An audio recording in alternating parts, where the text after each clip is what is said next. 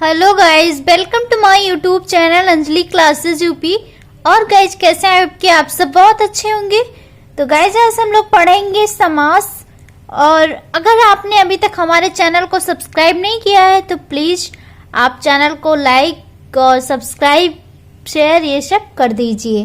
तो I hope कि आपको ये वीडियो अगर पसंद आए, आपके लिए हेल्पफुल होगी, तो प्लीज चैनल को सब्सक्राइब जरूर करना और वीडियो को लाइक जरूर करना। तो आज हम लोग गाइस पढ़ेंगे समास।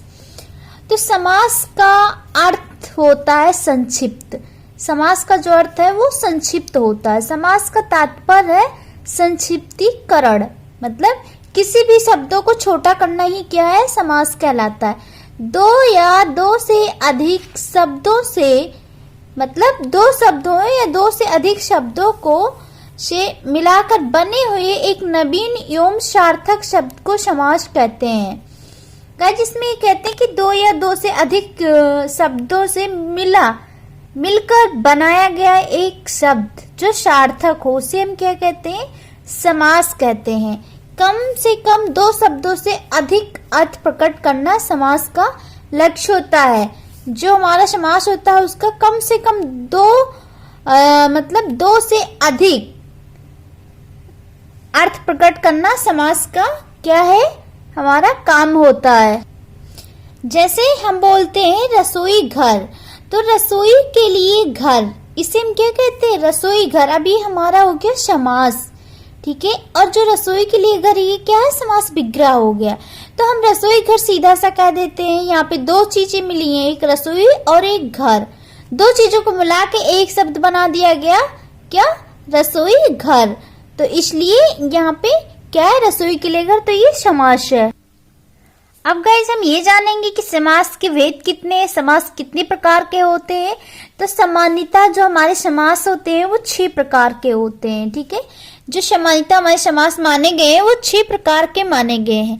पहला आपका अव्ययी भाव समास होता है, दूसरा आपका तत्पुरुष समास होता है, तीसरा आपका कर्मधारय समास होता है, और चौथा आपका द्विगु समास होता है, पांचवा आपका द्वंद्व समास होता है, और छठवां आपका बहुब्रीहि समास होता है। तो समास के 6 भेद माने गए हैं, ठीक है। तो चलिए हम लोग एक एक का डिफिनेशन जानते हैं कि अव्ययी भाव समास क्या है, तत्पुरुष क्या है, ठीक है। तो सबसे पहले हम जानेंगे कि अव्ययी भाव समास क्या है।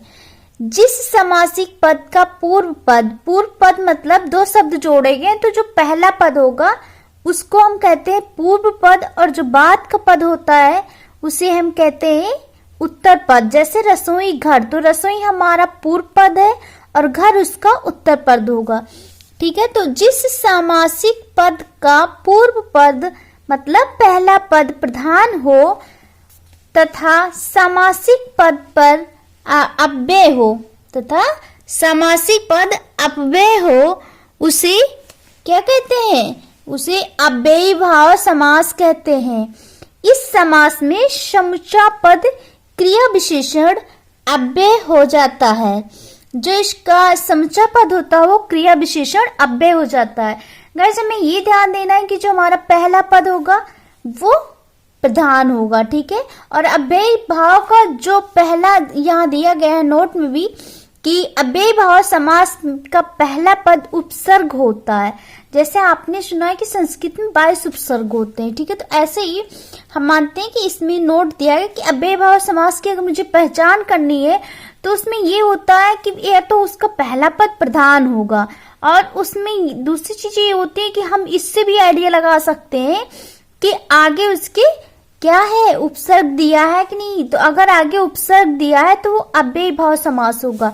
तो अव्ययी भाव समास में पहला पद उपसर्ग होता है। जैसे अनु, प्रति, आ, उप, नी, बे, मतलब आदि चीजें होती। जैसे क्या है, प्रतिदिन। अब प्रतिदिन में प्रति क्या है, उपसर्ग है।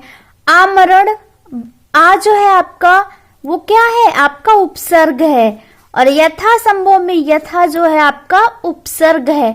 तो ये अव्ययी भाव समास के उदाहरण है। जैसे प्रतिदिन, आमरण, यथा संभव, प्रतिकूल, आजन्म, या आपका जो भी मतलब होते हैं ये, जिसमें आगे वो होता है निस्वार्थ, निभा, ठीक है, ये आपके क्या है अव्ययी भाव समास के उदाहरण है। तो चलिए हम लोग नेक्स्ट पढ़ते हैं कि तत्पुरुष समास हमारा क्या है। फिर गए दूसरा आपका तत्पुरुष समास। तो तत्पुरुष समास का उत्तर पद अथवा अंतिम पद प्रधान होता है। ऐसे समास में प्रायः प्रथम पद विशेषण तथा द्वितीय पद जो होगा वो विशेष होते हैं। द्वितीय पद के विशेष होने के कारण समास में इसकी प्रधानता होती है, ठीक है। तो जो हमारे ये होते हैं तत्पुरुष, ऐसे हमारे समास तीन प्रकार के हैं। जो तत्पुरुष है, कर्मधारय तथा दिगु है। इसमें क्या होता है, उत्तर पद अथवा अंतिम पद प्रधान होता है। तत्पुरुष समास में दोनों शब्दों के बीच का कारक चिन्ह लुप्त हो जाता है। जैसे राजकुमार, राजा का कुमार, मतलब का लुप्त हो जाता है। राजकुमार आपका तत्पुरुष समास। धर्म का ग्रंथ, धर्म ग्रंथ, मतलब ये का लोप हो गया। धर्म ग्रंथ आपका तत्पुरुष समास हो गया। फिर है हमारा कर्मधारय समास। जिस तत्पुरुष समास के समस्त पद समान रूप से प्रधान हो तथा विशेष विशेषण भाव को प्राप्त होते हैं, उनके लिंग वचन भी समान हो, वो कर्मधारय समास होता है। कर्मधारय समास चार प्रकार के होते हैं। विशेषण पूर्व पद, विशेष पूर्व पद, विष्णुभय पूर्व पद और विशेषज्ञ पद, ठीक है। तो ये आपके हो गए कर्मधारय समास। फिर है आपका द्विगु समास। द्विगु समास में जिस समस्त पद का पहला पद मतलब संख्यावाचक विशेषण हो वो द्विगु समास कहलाता है। गाइस द्विगु समास को पहचानना बहुत आसान होता है। उसका जो पहला पद होता है वो संख्यावाचक होता है। द्विगु समास दो प्रकार के होते हैं, एक होता है समाहार द्विगु और एक होता है उपपद प्रधान द्विगु समास। जैसे नवरात्रियों का समूह, नवरात्रि, सप्तऋषि मतलब 7 ऋषियों का समूह, पंचमढ़ी 5 मड़ियों का समूह, पंचवटी, ये सारी क्या है आपके द्विगु के उदाहरण है। क्योंकि आगे अगर संख्यावाचक विशेषण है तो वहां पे द्विगु समास होगा, ठीक है। फिर पांचवा है आपका द्वंद्व समास। द्वंद्व समास जिस समस्त पदों के दोनों पद प्रधान हो तथा विग्रह करने पर और मतलब लगता हो वो द्वंद्व समास कहलाता है, ठीक है। इसमें क्या होता है कि द्वंद्व समास जिस मतलब उसका दोनों पद जो होता है वो समास होता मतलब प्रधान होता है और विग्रह करने पर बीच में और शब्द लग जाता है, ठीक है। जैसे अगर देखा जाए तो द्वंद्व समास के 3 भेद होते हैं, इत्येतर द्वंद्व, समाहार द्वंद्व और वैकल्पिक द्वंद्व। जो आपके विलोम शब्द होते हैं, सीधा से शब्द गए, जो आपके विलोम शब्द होते हैं वो आपके द्वंद्व समास के उदाहरण होते हैं। जैसे अन्न जल, अन्न और जल, नदी नाले, नदी और नाले, मतलब धन दौलत, धन और दौलत। इसमें गाइस जो भी आपके विलोम शब्द होते हैं वो क्या होते हैं, द्वंद्व समास के ही उदाहरण होते हैं। उसमें दोनों पद प्रधान होते हैं, ठीक है। फिर नेक्स्ट है गाइस आपका बहुब्रीहि समास।